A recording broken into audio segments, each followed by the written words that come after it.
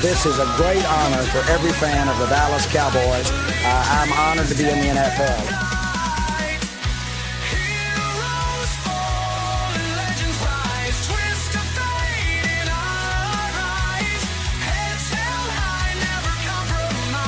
What can I say? Mamba out.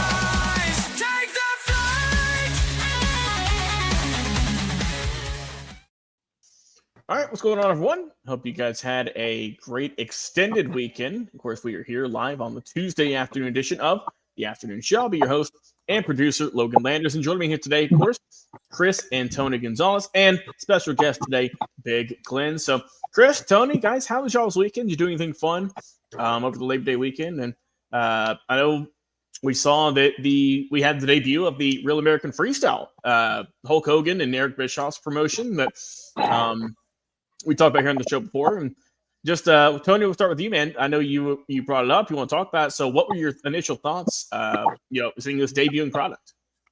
I enjoyed it. I wish it was a little easier to get.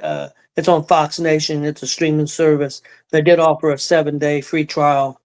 I think if you get the channel all the time, I think it's $5.99 a month. So I wish it was a little more easier to access. I really enjoyed it. I mean, it was there was one segment there which Chris will probably bring up that we didn't think was real great, but the wrestling was pretty good. Had some surprises. Had Holly Holm from UFC and also boxing. She wrestled her first match as a surprise and did pretty well against a Mexican national champion. Had a chance to win at the end. So it was interesting. I thought it went pretty well. The crowd seemed to enjoy it. Over 4,000 people. So I went pretty well. I liked it a lot. I thought it was presented a little bit different, trying to build up some feuds for later on, trying to be a little bit showbiz. But I enjoyed it. Chris, what did you think? I really enjoyed it. I liked the way it was set up. Like the entrance, they had the video board, kind of like WWE behind them. I thought the entrances were pretty cool. The walkway wasn't real long. I like that. It was come out, walk right down there, and moving around the mat. I thought the mat looked the way they had the mat on the platform. It looked awesome, and then the mat itself was awesome with the stars around the edge being the circle. I only had really 2 complaints on it because the matches was real good. I liked how they done the video packages on. They didn't do it on every wrestler, but they done it on like maybe the bigger name wrestler out of the matchup. They done a video package, kind of telling their story. They done one on Sarah Hildebrand, who, if you don't follow wrestling, she's an Olympic champion, but she's also from Indiana. Me and Dad have known her since she was a little kid. We've known her family forever through wrestling. So to kind of hear that video package on her talking about her story from where she went to the Olympics in 2020, was supposed to win it, kind of choked, and then like hell, she was going to quit wrestling. I didn't know that. Like she was going to just quit, and she went and saw a sports psychologist, and they got her back on track, and then she went and won the Olympics in 2024. But, so it was cool. My only one complaint was the same thing as Dad. They tried to do this promo, which I understand. You're trying. You got to be entertaining because you want to draw. You're trying to draw eyeballs, and you're trying to draw eyeballs to a sport that some people won't even. A lot of people don't even give a chance. They had Chael Sonnen, who was on the commentary team, and he done a great job on commentary. I thought him and Bubba Jenkins were. Both done real good. They were the 2 commentators for the night. And then Kurt Angle joined them. Kurt should have been there the whole time with them. But I thought Sonnen and Jenkins done a great job. But what they did, they had Tito Ortiz come up out of the crowd and come up on the mat to challenge Chael Sonnen to a wrestling match. Just impromptu. At the next one. Okay. But the thing was, Ortiz ain't very good on the mic, and he was just babbling on, and the segment was out of rhythm. And to me, that's what you don't want. You don't want people to tune into it and think it's professional wrestling. Right. Because it's different, obviously. And that's kind of what that segment was kind of getting down. If they had done it now at the end, Wyatt Hendrickson tore the guy up in the main event. Hendrickson's the one that upset Gable Stevenson in the NCAAs. Well, after he won, this guy came out and challenged him for his belt but the guy came out, got in his face, challenged him, and then they went on. Kind of like what you see in UFC. It was perfect. Yeah, that's all you need. If they'd have done that with Ortiz and Sonnen, I wouldn't complain. No other complaint. I thought it was great. It was cool that Holly Holm got to wrestle. Like, it was a surprise. But the NCAA needs to leave these athletes alone. Because what happened was the girl that was supposed to wrestle, I can't remember her name off the top of my head now. The day before, the NCAA notifies them that she can't wrestle, she'd be ineligible or whatever. So then so that's why Holly Holm was her training partner and was there with her to warm up and stuff. So they using Holly Holm as a replacement.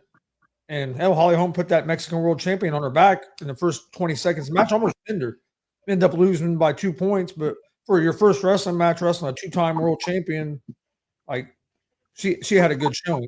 Right. And also, like, to plus the fact too that she took this on so short notice, because it's like I said, I mean, you guys know, being involved in the sport, it's different training someone than training for an actual fight with someone or to be in competition with someone. And I commend her for that. Yeah, she had a little bit of a weight advantage on the woman that she wrestled because, of course, she didn't have to make the exact weight since she was a late fill-in and everything. Right. But no, I thought for their first event it was a success. I do hope they can get on maybe a little more mainstream app where it's a little like I was able to get it on there. It was cool they offered that 7-day free trial or whatever. But if I know they're going to keep having them periodically, I don't care to pay the $5.99 a month. I wasn't going to pay it right off the bat because hell, who knows if they're going to have? I didn't know if they was going to have another one or not. But it sounded like it went good.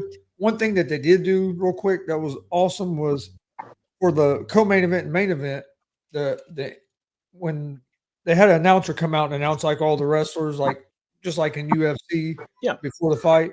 But for the co-main event and the main event, they had this video package with Hogan, like voiceover, and Hogan introduced them 4 competitors.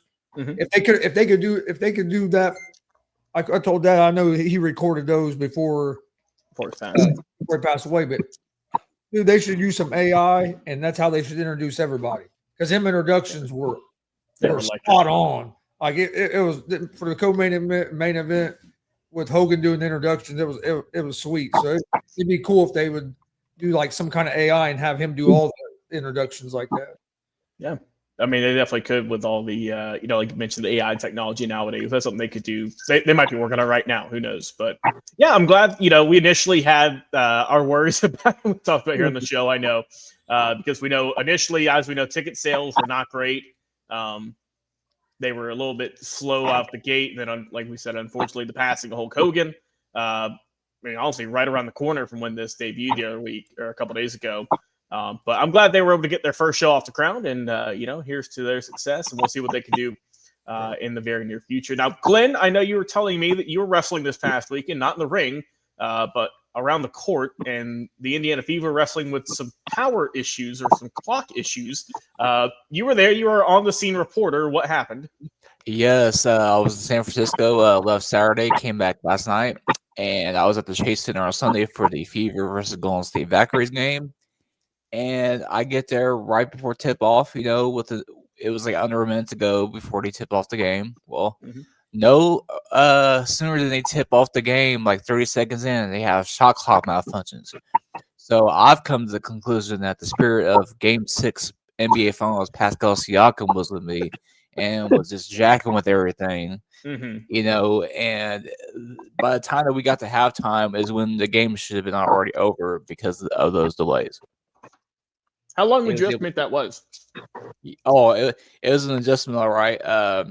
By the time they got the game the game got back into flow after the third stoppage. The Fever got down by almost 20. Then we got down to single digits at halftime. But Golden State is a bad matchup for the Fever, so they ended up pulling away late, unfortunately.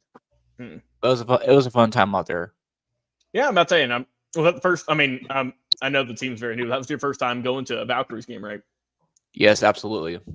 All right. That's the Now, first time being in San how was Francisco. what was the fan base like there? Obviously, it's a new team. Oh, it reminded me a lot of New York's fan base. Like it's like the New York of the West Coast because they're passionate. You can tell they're passionate. They love their team, and they picked their right city for expansion. All right. Well, hey, glad that unfortunate for you with the team losing, also with the issues there, and just kind of them prolonging your stay in California. But there's nothing wrong with that. I knew I had to get up at 4 in the morning or 4:30 in the morning eventually to catch at 8:15 because I was avoiding toll, so I had to drive around the bay for an hour and 50 minutes, which I didn't mind that because I prepaid everything. So I was like, you know what, let's do it. Yeah. Well, we're glad you made it back home and you're resting soundly. Yes, I'm fantastic today, surprisingly. So well, you had yesterday to recoup, so you're fine. You had that day off with the holiday, so that yes. I know that was much needed for you. But guys, let's get into it. College football week 1 in the books now. Great to see. Obviously, that was talk of the town with anyone and everyone. Doesn't matter what part of the world you're in, north, south, east, or west. Here in the U.S., it was college football this past weekend. Now, guys, I know we have a lot of Indiana fans here in the group, so I will let you guys talk about your team and IU, how you guys thought the team looked, and obviously what you think they can improve on in week 2, and also maybe just the rest of the season. So, Tony, we'll start with you first, and kind of your thoughts about Indiana before we start going into the bigger games of the week. I got to see about 3 quarters of it. I missed most of the first quarter because the game started. I was watching the Ohio State-Texas game. But I seen 3 quarters. The quarterback looked really good at times. He looked a little shaky at times. They were definitely a better team in Old Dominion. I think this team is a lot different than last year's team. Again, the coach has got a lot of new players. But last year, that coach brought in players that he was more familiar with. I mean, he almost brought his whole team, I think, from James Madison with him. I believe that's where he came from, almost with him. And so he was familiar with those guys, and they were juniors and seniors, played a lot of football. Now he's got a new group, and he's almost done the same thing, but he's not as familiar with these players. So I don't think they're going to look as good, as crisp as they did coming out of the gate last year. I think this is going to be more kind of a work in progress. I think their defense looked pretty good. The running game looked strong. I think the quarterback will get better. I don't know what I expect. I mean, of course, I'd love to see them to make the playoffs again, but you got a very good Ohio State team and a very good Penn State team that you're going to have to try to get over the top of or to be able to make it. And Oregon looked pretty good too. So, I mean, I think they got a chance, but it's definitely going to take some big improvement as the season goes on. Chris, what do you think?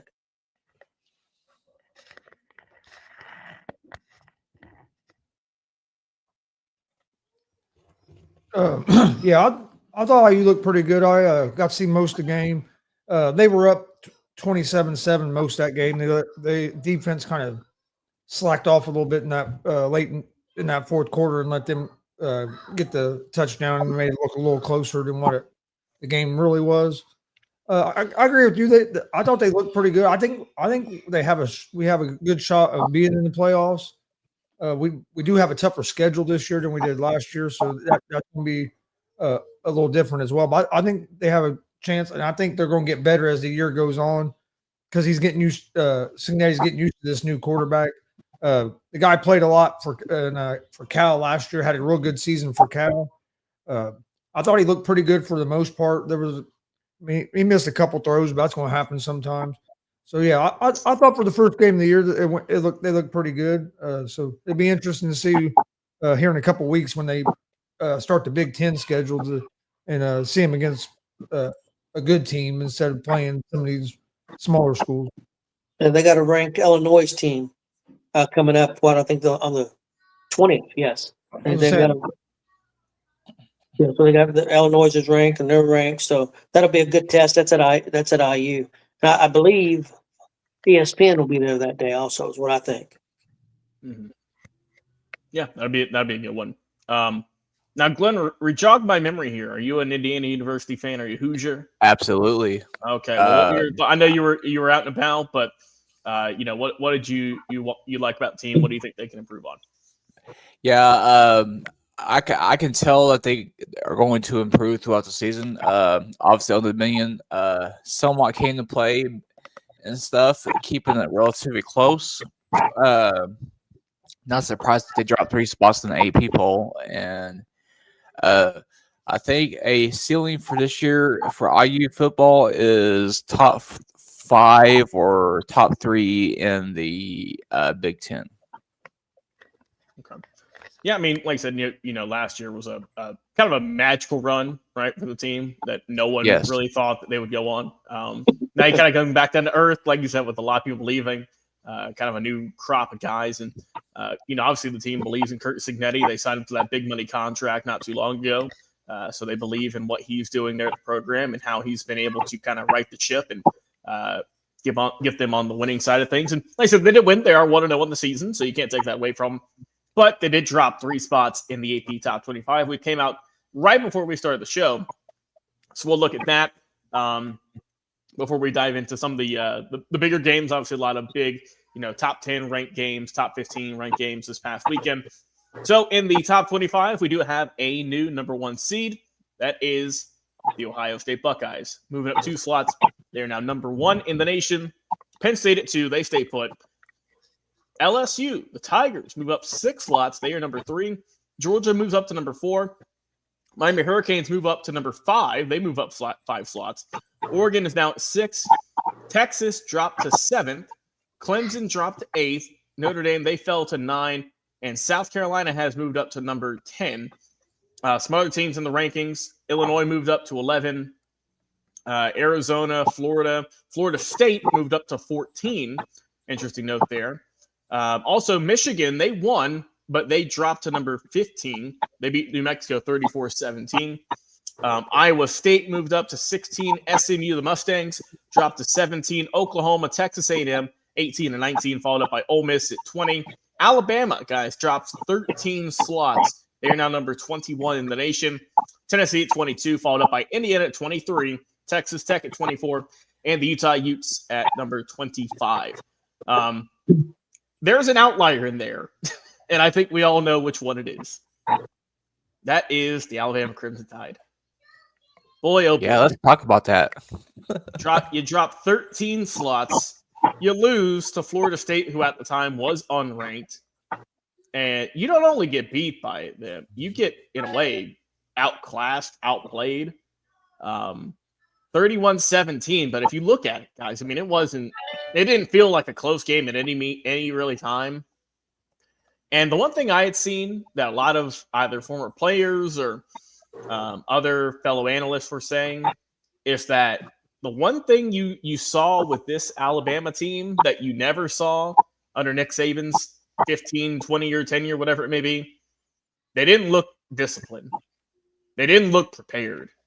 There were plays where guys they were supposed to be, 3 meters to the left, and they were 45 off to the right.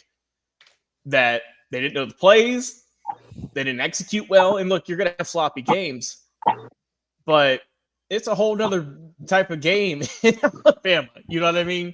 You can maybe get away with that at Indiana or somewhere or any other school, but when that is your main sport, they expect perfection in a way.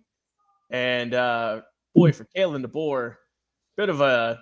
I mean, is he sweating a little bit? Is the seat getting a little hot here in Alabama?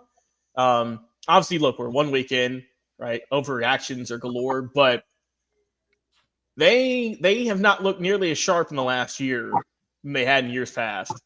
And this is just kind of a rough start to the year for the Crimson Tide. But Chris, we're going to go to you first. And Alabama already. You start the year and you stumble out the gate. You lose you're down 0-1 on the year.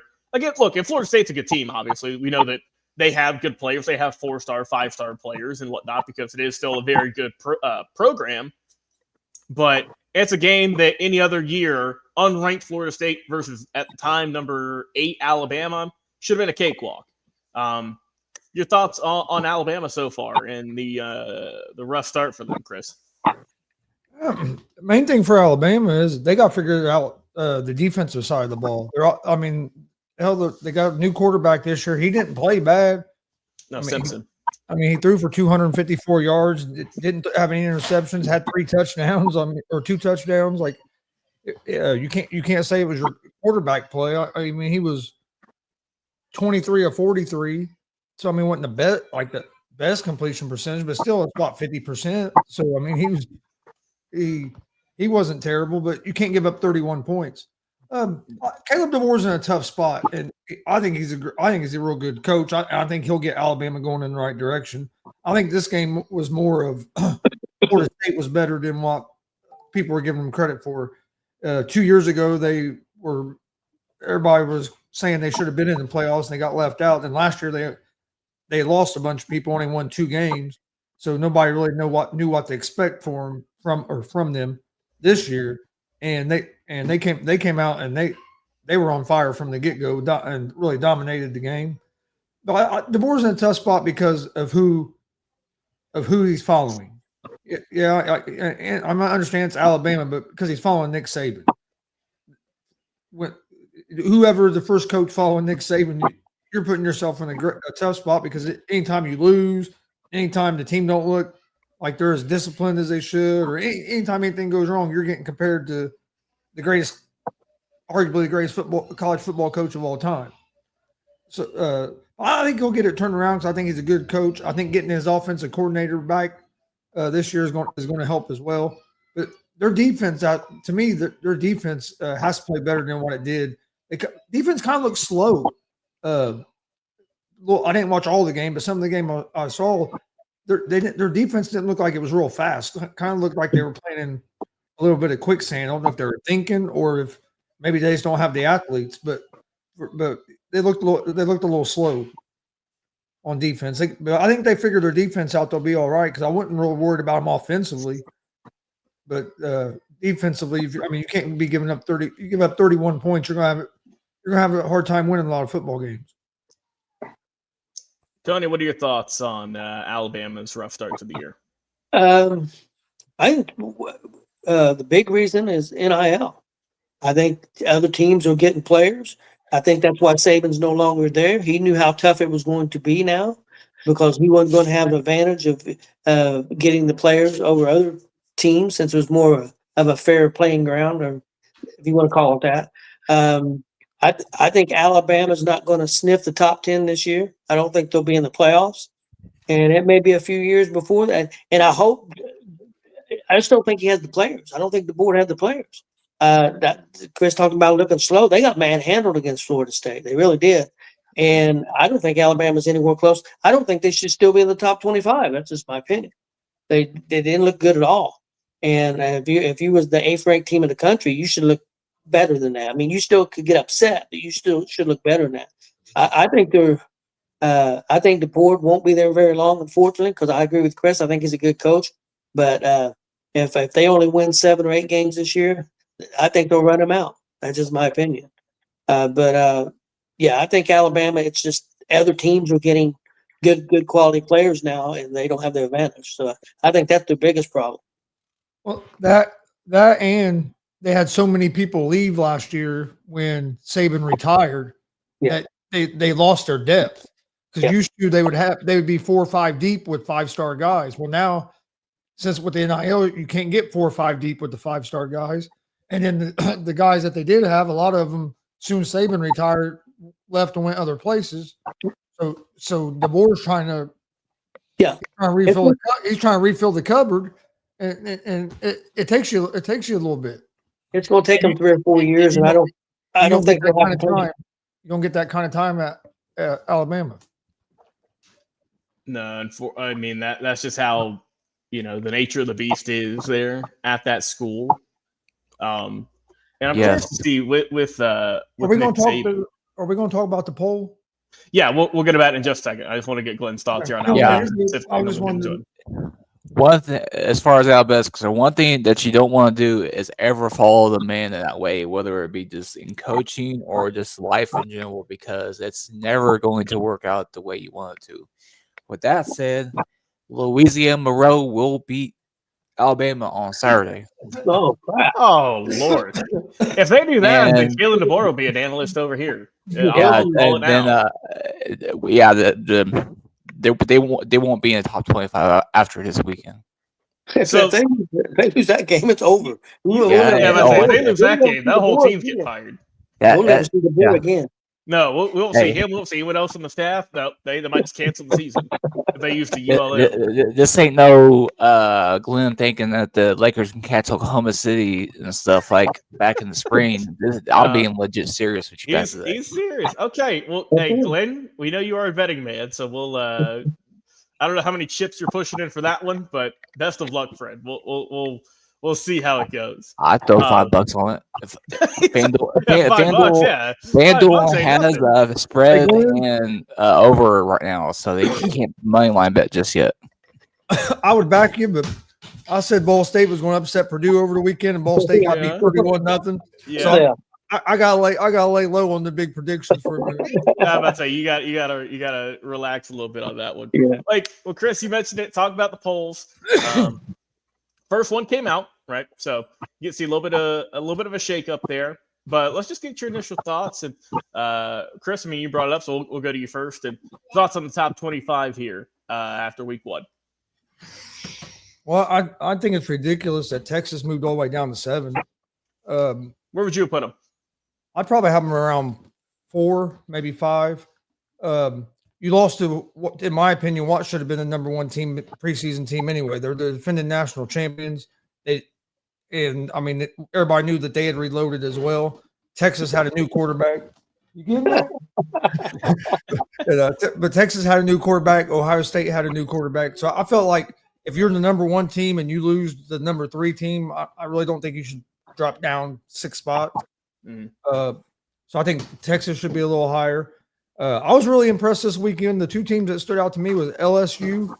LSU looked real good Saturday night, I think it was, or Sunday night, whatever night that game was.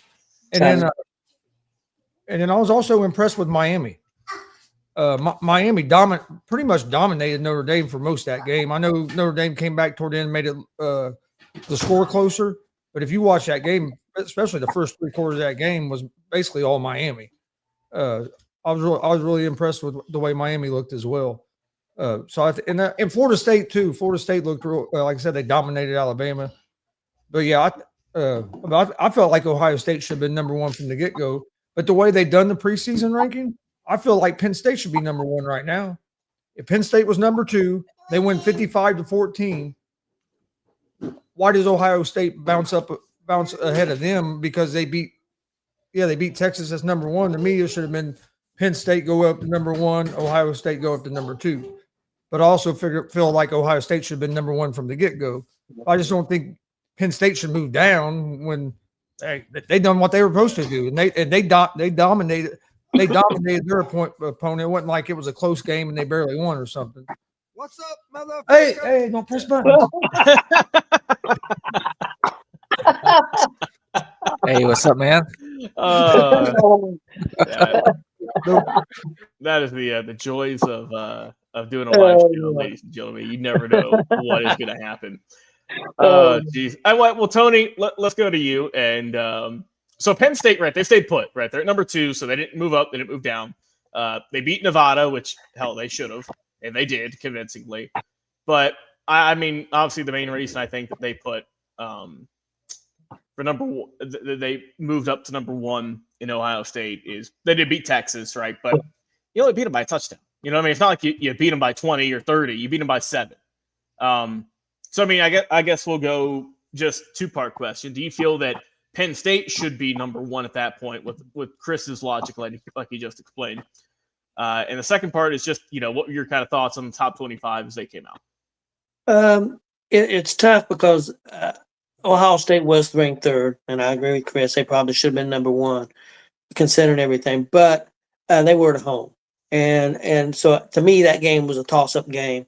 Even though Texas was number one, I thought it was. If it would have been at Texas, I would have picked Texas. I picked Ohio State because it was in Ohio State. Mhm. So yeah, Nevada's not near as good as team. I don't have a problem either way with either one of them being 1 and 2.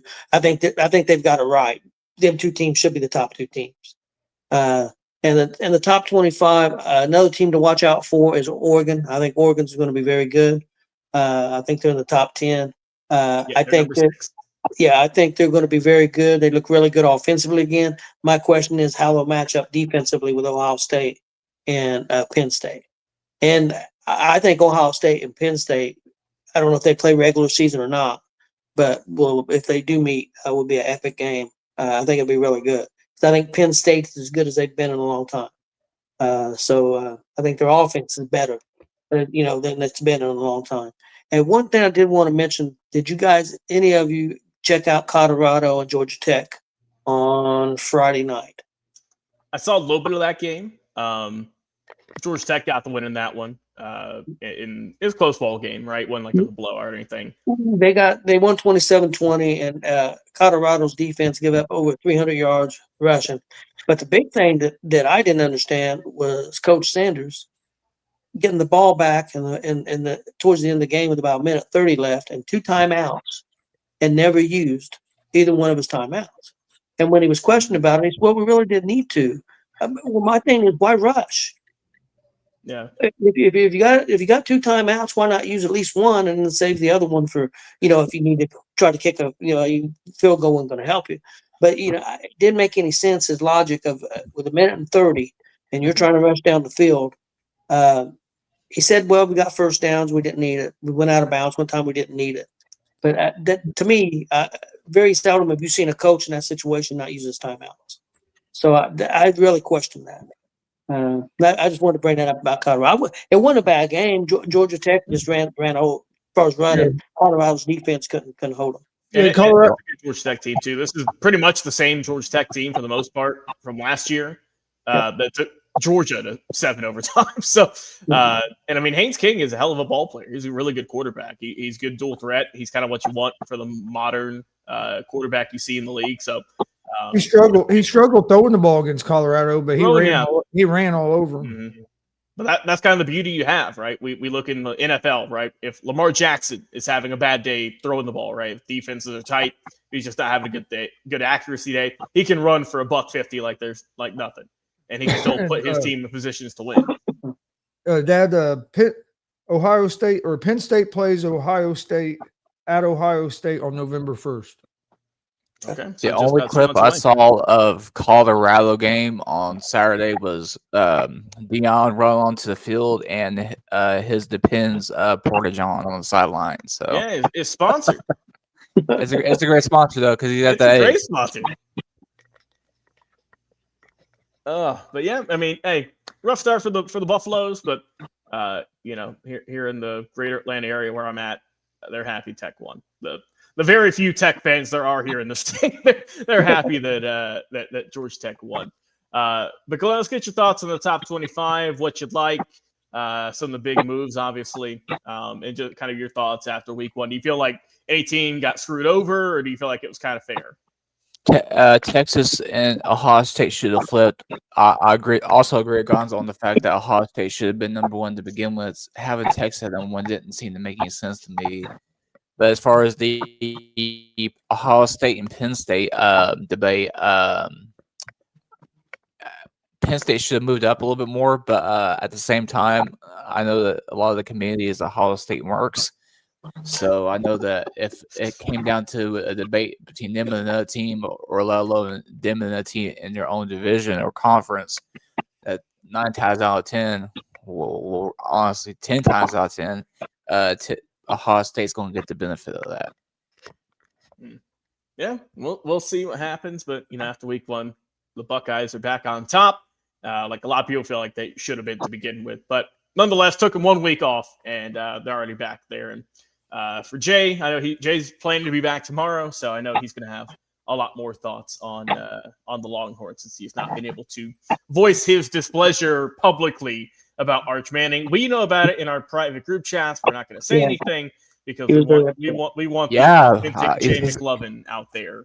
Arch Manning is going to Ball State, I guess. That's what- But in short, it's just a preview. Arch Manning, in Jay's words, is now just a scrub and no good, and he's off the bandwagon, folks. I think we can all agree on that. He's jumped off the Arch Manning hype train. I wouldn't want Jay to be my boss. For a company I work for, you have one rough day. Yeah. He turned your back on you and fire your ass. What Jay is? I would work for Jay if he's running. Sorry, Chris, you had a bad sales day. Time to go back on intern duty. I need a coffee stat. Like, pretty much. But like I said, when he comes back tomorrow, you'll get the full 20-minute rant, and it will be glorious. It definitely will. Are we sure it'll be 20 minutes? It'll probably be more like 30. Well, whatever. How he's feeling that day depends on if he's got some sleep, if he's had some caffeine. We'll see. Now, one team we have not mentioned because they're not in the top 25. They might not get in the top 25, and that is the North Carolina Tar Heels, led by Bill Belichick. We mentioned that Alabama had a rough start. North Carolina might have had an even greater fall after 1 week. They lost to the TCU Horned Frogs. Final score in that one, 48-14. They lost at home also. This is a home game. You had every famous North Carolina celebrity there. Michael Jordan was there. I think Tom Brady was there. I mean, anyone and everyone was at this game. And boy, they just did not get it right. After the coin toss is when this game was over, basically. Well, they got off to a great start. I mean, a great start, yeah. Yeah, that was it. That first touchdown, I mean, they ran down that field like it was nothing. I said, hey, man, this team might be okay. And then that's all we got. That is all we got, though, Tony. Well, he never completed another pass. Probably to the fourth quarter. I don't think so. Yeah, it was like, I think it said counting the halftime and everything, it was 2 hours where he completed his first pass to complete his next pass. God, yeah, and that Gio Lopez, who did get banged up a little bit, I believe. He kind of hobbling off the field at one point. So they put in Max Johnson, who's been around the league, been around the NCAA for a couple of years, to try and get something. But, I mean, Johnson played pretty good. He did fine. A lot of people kind of unsure because Lopez was the starter. I think the reason Lopez got to start over Johnson, I think Johnson's going to end up being their starter. But Johnson had that broke his leg. He missed he broke his leg the first or opening weekend of college football last year. Yeah. So he missed the whole season. Was coming back off that. So I think that's kind of why Lopez might have beat him out. But that offense looked a lot more in rhythm when Johnson was in there than it did when the other Gio was in there. Yeah. Yeah, so let's talk more about that. And I mean, TCU put on them every which way. It was for offense they scored.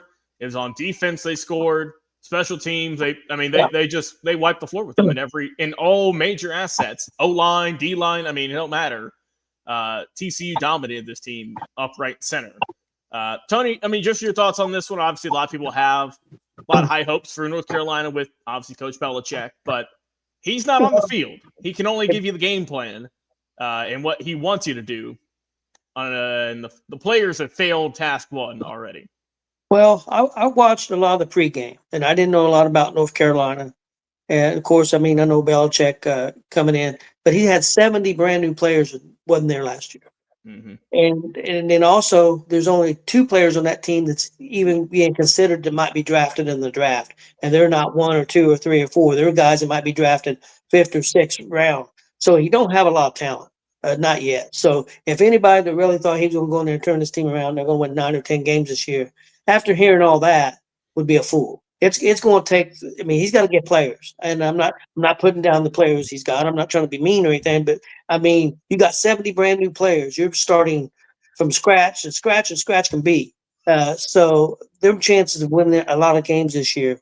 And I know TCU.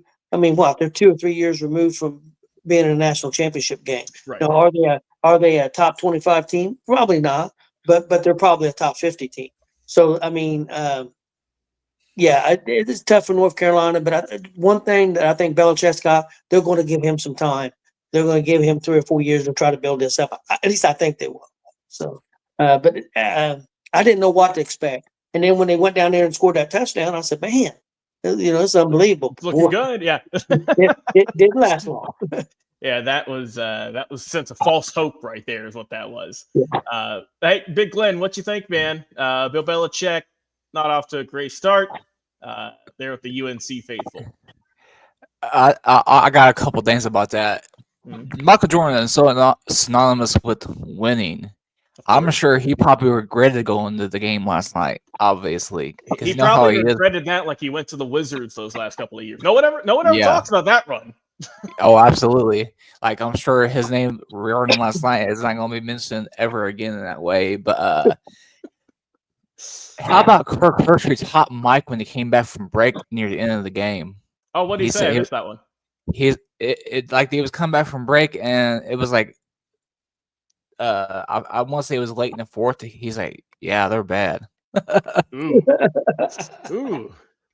Yeah. There's one rule they always teach you in radio, television, whatever it may be. Always act like the mic is on because you never know if it is or it isn't. And I saw his dog was in the booth. I saw they put the headphones Yeah. on the dog. I was So gonna that say, lets you that's know when how you know the out game of is whack bad. this game went. Yeah, it's Oh. when you know the game is bad when the dog is on the freaking mic. I mean, Mhm. think about it. What you got, Chris? I was just gonna say I think he well, I heard that, Glenn, but I just thought he had said it on purpose because some of the other comments they had made there in the fourth quarter when the game got out of hand, it kind of went off the rails a little bit. The broadcast did. And then like you guys said, the dog had a headset on. They got off the rails the last few minutes of the game. Yeah. Well, I got to see the dog on Saturday right before the guy tried to make the kick for $250,000, which he made. But right Oh, before yeah. he Yep. right before he did that kick, the dog took a dump Yeah. on the Yeah. field there, and then they all stepped in it when they was celebrating. Oh. Then Well, when they was Yeah, he celebrating, they all- took a dump live on College Game Day. yeah. What a way to kick off the year. Of course, McAfee wouldn't let it go. McAfee had to Oh, announce it. McAfee had to announce he took a dump. He had to announce that they all stepped in it. McAfee don't care. No, he Uh, don't. And also, I think just real quick here, Chris. I think Lee Corso went perfect on his picks in his last game day, which Yeah. is just awesome. What a send off. not That's a only did legend he go- right there, man. Mm-hmm. Not only did he go perfect on his picks, all the teams that he used to coach for won, Mhm. and Florida State, the team he played for, won. He picked Florida State over He Alabama. did. He did. Boy, what Yeah, a send all off, his coach. picks was right. All the teams he ever coached for won, and Florida State won. So he had a great send off. But no, my thoughts on North Carolina. I didn't think they'd be real good. Did I think they were going to get beat as bad as they got beat? I thought it'd be a little. I thought it'd be closer than that. But like Dad said, when you're bringing in that many new players, it's going to take you time. It's not like Bill Belichick went to Alabama Mm-hmm. or one of these other big schools where you would assume they have some talent there already. He went to North Carolina. They're a basketball school. They're not known for football. Like so, Yeah. anybody thought he was. And most of these players didn't have no spring ball. Most of those 70 players have only been there in North Carolina for like 3 weeks. Yeah. 4 weeks and trying to get ready for this game. Like they didn't have the spring ball, the whole offseason like other teams did either. So I was like, I knew that they're a team that's going to get better as the season goes on. Or I should say more competitive. I don't see them being a top 25 team this year, but I do think they're going to look a lot different toward the end of the season than they do now because I think Belichick's that good of a coach, and I think he'll get them playing better. Not saying they're going to win a lot of games. My thing, they might only win 4 games this year, but that's not bad. That's not bad for your first year at North Carolina. Everybody's burying Belichick because of yesterday. How many games did Deion Sanders win his first year in Colorado? Yeah. 4. He won 4 games, and everybody wanted to talk about how he rebuilt that program and everything. He won 4 games. Everybody was watching those games He too. didn't win his first game. He didn't win his first game that season against TCU. He beat TCU, but then he only won 3 more games after that. My thing is just it's Well, I think people are just overreacting. It's just one game. Yeah. Let's see how it goes. But when he took the job, I figured it was going to take him 2-3 seasons before he'd be able to have him maybe trying to compete for like the playoffs and the national championship. Just you're trying to build a program from scratch. So it's going to take you. It's going to take you some time to get your recruits in there and try to recruit some talent. And he has no 4 or 5-star recruits. I mean, they have numbers. Well, he didn't get the recruit. He got the job when basically all the recruiting was already done by the time he got that job. So he really didn't get to do the recruiting period this year. Yeah. So that's what I'm saying. It's going to take a couple of years for them to get their recruits and stuff in there. There's a lot of players on that team right now that won't be there in 2 years. No. There's a lot of them that on there right now might not be there next week. That's true also. That's true. One thing's for sure, Bills. Bills. Get another 70 players out of the transfer portal. Yeah. Try them. One thing's for sure, we know Bill's girlfriend's not going anywhere. No, she is not getting. She's not getting in the transfer portal yet. She is staying put there in Chapel Hill next to her hubby. How many times did they show her last night on the broadcast? I didn't watch it, so I can't say. I would say bet less rival than the normal Taylor Taylor Swift. Swift amount. Yeah, Yeah. I'd say less than that. I know it was at least twice. I believe twice. Yeah, twice. I believe for sure. It's probably a pregame and then a middle of the game. They're getting killed by 15. I watched most of the game, but I was also talking. So once it was on the background. It started to be a blowout, it was more just on. We really wasn't paying that much attention to it. Mm-hmm. But yeah, that's not off to a great start for Alabama and for North Carolina to kind of wrap up the show here. Well, guys, we'll go ahead and bounce out here. Any final thoughts you got here before we dip out for the show today? We'll go with you, Chris. Anything else you want to get off the chest for our show tomorrow? Well, hopefully the Reds can keep the win streak going and get another win tonight. We won our last 2. Yesterday, they about gave me a fucking heart attack. Yeah, I bet. What happened yesterday? I'm not up to date on the Reds. What happened yesterday? We were up 2-1 almost the whole game. Then top of the ninth, our closer Pagan, who's been good, gives up back-to-back home runs. So then we're down 2 going into. Now we're down 4-2 going into the bottom of the ninth, and then TJ McClain, guy ahead of McClain gets on. McClain gets on, and Cabrian Hayes gets on, then McClain gets on. TJ Friedel hits a shot down right field line, one hop hits the fence, scores 2 runs. He gets a triple. They show the replay. The fucking ball stuck in the wall. Oh, so McClain had to go back to third. So now we're still down 1 run with 1 out. But then Marte ended up hitting a walk-off single, and Friedel was both runs scored, and we won the game. But yeah, it looked like we was going to blow the game, and the Mets won yesterday, so we couldn't afford to blow that game. yeah. Yeah, I saw the score when I was at the airport. I was like, man, this ain't good right now, you know?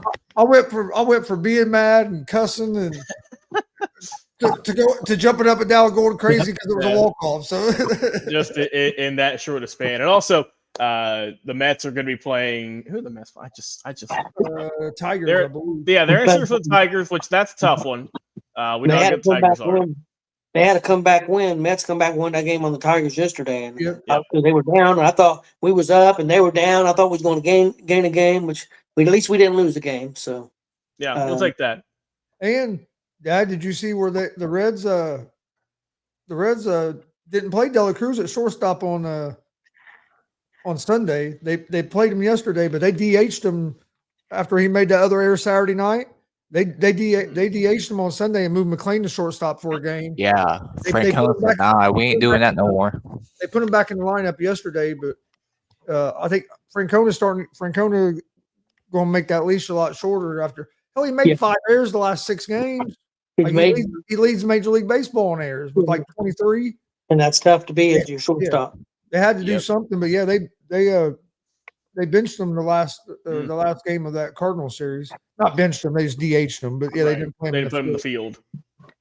The good thing about Francona is he'll make the call. to do that. Yeah. Mhm. On tomorrow's show, guys, we'll plan on going over the AFC East. Okay. And then the next day we'll do the NFC. But then hey, Thursday we're kicking off. Thursday's game first time. game, yep, Dallas and Philadelphia. Got game Thursday, game Friday, and then Sunday. Yep. Fly, go Fantasy fly, lineup. and take Jerry Jones with you. Yeah, NFL, what'd you say, Dad? NFL on Friday? Yeah, the Chiefs and somebody are playing in Brazil. Okay, I did not realize I that. can't remember who they play off the top of my head, but yeah, they play in Brazil on Friday. The college schedule's pretty light this weekend. No real big Yeah. game. I think the biggest one might be Oklahoma and Michigan, I think. I think Yeah. that's the only two ranked teams going at Yeah. it. But yeah, Oh, this ranked is definitely a cream puff week of just here. Yeah. Play these teams from 7 conferences over that just need some money. Yeah. Easy wins all around, and probably not going to Yeah. see a whole lot of a shakeup in the top 25 unless obviously something major happens. Speaking of that, I think it's Ball State at Georgia. You talk about the Well, good Green luck, Bay. boys. Yeah. So another probably 70-0 game. We will, But Ball State gets a lot of money. yeah, you get the money for the tuition and to help pay for the facilities. That's all you need. That's what you need sometimes. Also, Chris, the Friday matchup, it's a good one. It's going to be the Chiefs and the LA Chargers kicking it off 8:00. That's going to be on YouTube, by the way. So that's how you can Go check that out. Chargers, go. We'll see. Hey, we'll see. But I knew it was Chargers, a good- Chargers I got a lot knew of it was hope, lot of hope around them this year. I knew it was a good game, but I couldn't remember the other team. But I knew it was a good game. AFC West matchup to start the year for those two. But Tony, any final thoughts here before we wrap up? No, ready to get out of here. Yep. And all right, we'll get to it. And also, Big Glenn, anything you want to promote or anything you got coming up here you want to go off just before we end the show? No. Let's go ahead and wrap this up so Tony can go do his thing. All right, well, sounds good. Well, guys, Chris, Tony, Big Glenn, thank you guys for coming on today, talking, of course, all the sports from over the weekend. Of course, yesterday's Labor Day being off. And on the show, we'll be back again tomorrow, same time, 2:00 Eastern, here on the Elite Sports Entertainment Network. We will see you again tomorrow on the afternoon.